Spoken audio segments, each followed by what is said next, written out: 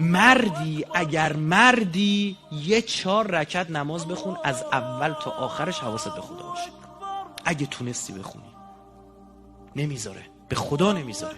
طبیعی نیست، والله طبیعی نیست. سر کارهای دیگه میتونی فکرتو متمرکز کنی، سر نماز نمیتونی متمرکز کنی. نمیذاره. ما ارقم انف الشیطان به مثل الصلاه. هیچی مثل نماز پوزه شیطان به خاک نمیماله. نمیذاره. درجه اهمیت نماز برای ما اصلا قابل مقایسه نیست برای کار دیگه‌مون. تو اون سخنرانی قبلیم گفتم گوشی موبایلت زنگ میخوره مثل موشک کروز بالا سرشی.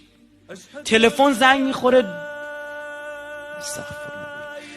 بالا سر گوشی رو برداشتی، آیفون رو ور میده، رفیقت استاد صدا میگه حی علی الصلاه، بودو بیا عزیزم دلم برات تنگ شده.